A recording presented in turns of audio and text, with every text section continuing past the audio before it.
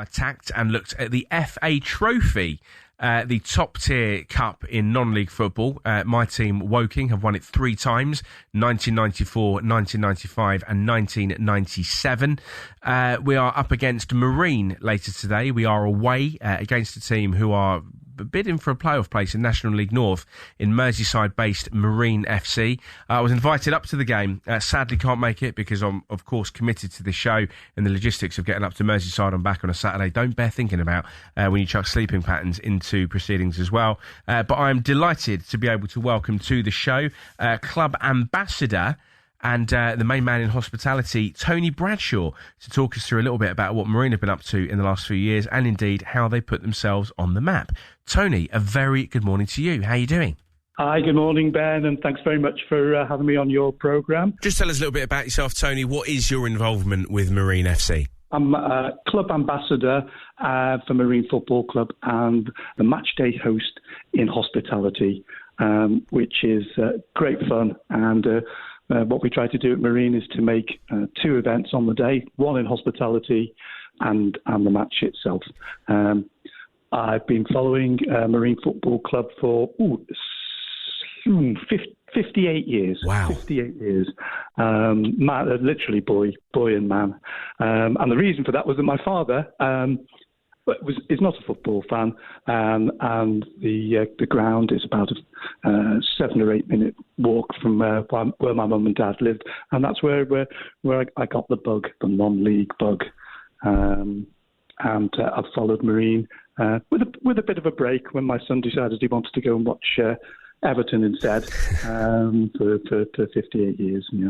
Fantastic. Well, good man. Well, it sounds rather like my story. I mean, I don't live in Woking anymore. I live on the other side of Surrey, but my parents are still within sight of the floodlights of Kingfield. And even last week, when the Altrincham game got called off, turned up at their house, parked up, and with the intention of going down to the game. So that really is what non-league football is for me. It is just about that access. It's about feeling ownership of a local team. Yes, you could be born down the road from Anfield or Goodison, whichever Premier League or big so-called club you want to call it. But I've always felt I feel so much closer to non-league football and a proper local club than I would do any Premier League or Championship team, and I guess that's proven to be the case with you and Marine over the years.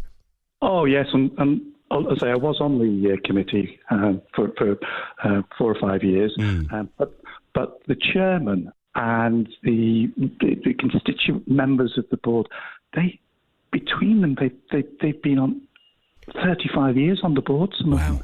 Just incredible. And all on a volunteer basis. Nobody is paid. I'm not paid on a Saturday. We just do it for the love of Marine Football Club. What I'd like to speak about, if I may, is really where Marine have come in the last 6 or 7 years. Absolutely. 6 or 7 years ago, Marine were playing in front of 350 people on a Saturday, sometimes less than that. And having fought off relegation by the skin of their teeth, unfortunately, 6 or 7 years ago, forgive me if I don't know the exact date, okay. They were relegated. And the committee made the best decision they ever could. They gave the then manager who'd taken us down, or not taken us down, but been at the helm. Yeah. They gave him a long-term contract. They rewarded him with loyalty. In 6 or 7 years, 2 promotions, a 3rd round FA Cup match televised across the world, 2 other local cups, a 1st round FA Cup match. We're now playing in front of an average gate of between 13 and 1,500 a week. Wow. And I know it sounds perverse or counterintuitive, but the best thing that ever happened to Marine Football Club in a funny sort of way was the pandemic. Well, that was going to be my next question. That was going to be my next question, Tony, if I might cut in, because I've done a little bit of due diligence on Marine as soon as I found out that we were going to be playing each other in the FA Trophy later this afternoon. And the good thing is it's at your place, so the game definitely will go ahead. We'll come on to our pitch-related struggles in a moment. But you think, well, who are Marine? And my honest answer is I knew, broadly speaking, it was somewhere in the northwest. I knew, broadly speaking, it was a National League, or is a National League North club. But when I did my research, during during the pandemic really made the most of asserting its place in the community and doing lots for the community. Tell us what you were up to during those dark days. It's incredible work. Well, the Marine have its own charity called Marine in the Community. And during the pandemic, they delivered something of the order of 2,000 or 3,000 meals to local residents, elderly residents who couldn't get out of their houses. And as you probably know, the Marine Tottenham game was the biggest gap between two clubs in the ever in the FA Cup, and I still think it is. Yeah. Tottenham were top of the Premier League, and I think Marine was something of the order of 160, 165 places below them in the pyramid. But because of the pandemic, about 3 or 4 weeks before the game, I think there was going to be a maximum attendance of 500 because of social distancing, but that was cancelled to no spectators at all. So what the club did was they came up with this idea of selling virtual tickets because of the worldwide interest. And they sold over 30,000 virtual tickets for a game that maximum capacity would have only held just over 2,000. Wow.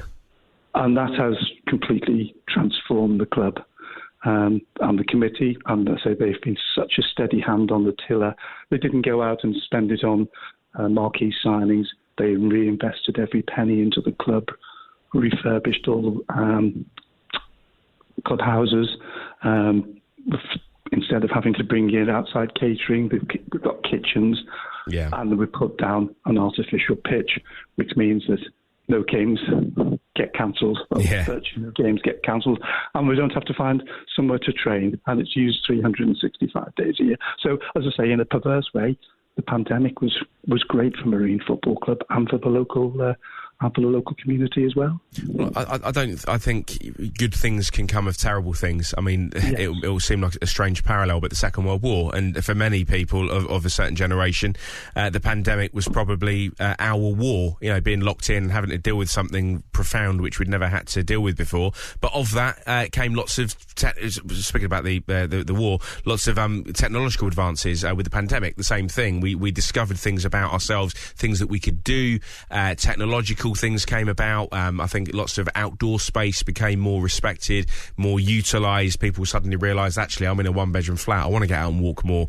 So, yeah, I don't think it's a bad thing at all that something so terrible as the pandemic resulted in the renaissance at a club, a little old club like Marine. And I say little old club, but looking at the National League North table, you've got a shout at the playoffs this season. So it's looking good on the pitch as well as off it. It is, and the manager who brought it, being at the helm all through that successful period, he stepped up to the director of football, and now we've got a new manager. It's his first season, Bobby Grant. He's very experienced football league player, and he's really taken the team on. In terms of last year was all about coming up and staying in that division. Yeah. I don't know if you knew, but last year in January or February, Marine were in the bottom 3 in the National League North, and then they went on a run which was a fantastic run of about 9 wins on the trot, I think, and it guaranteed them mid-table safety. But Marine are a part-time team. They're not full-time. We have a lot of lone players that we have to fill in the gaps with when we've got injuries.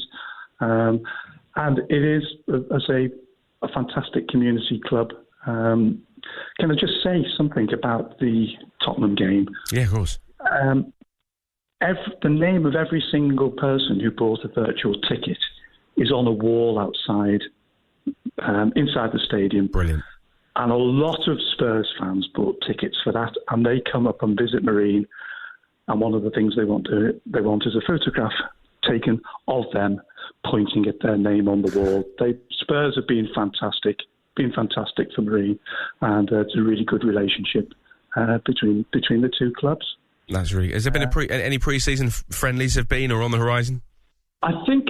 Oh, you'll have to forgive me. I think there was one, but not Not at the moment. I suspect Spurs have got other things on their minds at the moment. well, you might be playing each other in the league the way Spurs are going. Not at all. As I say, and Saturday, Marine have been in the trophy semi-final a couple of times, but haven't quite made it through to the final. My own personal view is I'd love to see Marine at Wembley. Other people have different ideas, but that would be a dream of mine. I'm sure you'd like to see Woking at Wembley as well.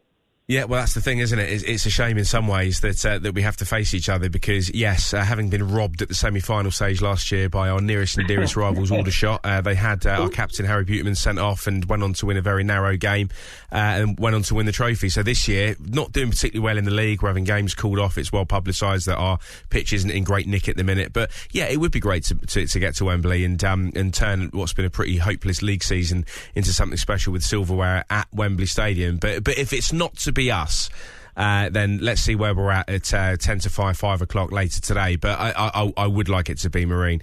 I think there's a lot to be said. Marine have already had a FA Cup success, and the renaissance that comes from that, the great community work that you do, and just geographically where you are. Between Everton and Liverpool up on Merseyside, I would imagine you get quite a lot of season ticket holders from the likes of Everton, Liverpool, maybe even like Tranmere Rovers as well, that will come down and see you guys during their away games. Oh, absolutely spot on, yeah. Absolutely spot on.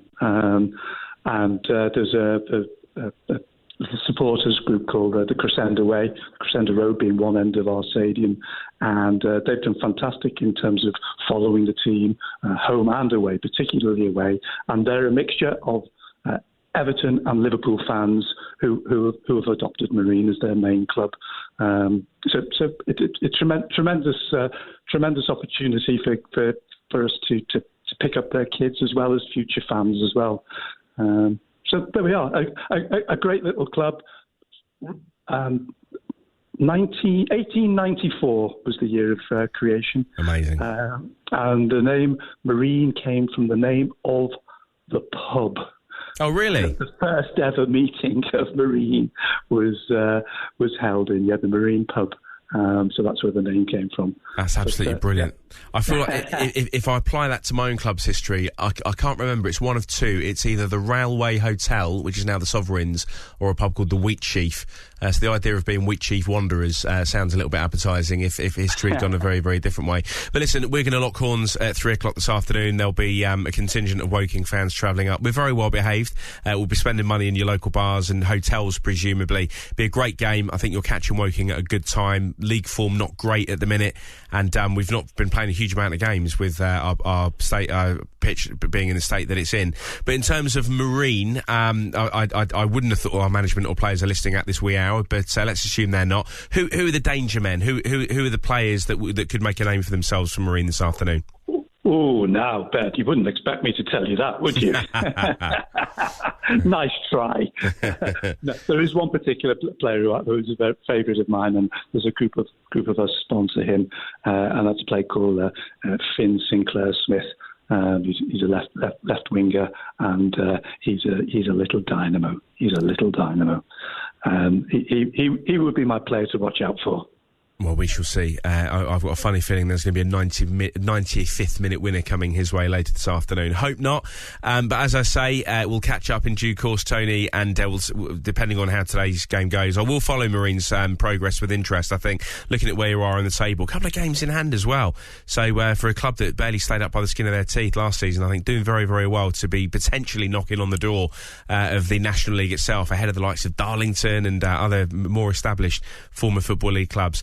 Tony, well, the plan is to be in a new stadium in 4 or 5 years' time, so that we can expand even further. But thanks very much, Ben, and I will be phoning in depending on the results this afternoon. Yeah, well, do you know what? Before you go, actually, that was one thing I forgot to ask you about, the new stadium. Again, I've read up on that. I think I'm right in saying 5,000 capacity. Where are we at? Council planning approved now? Is that right?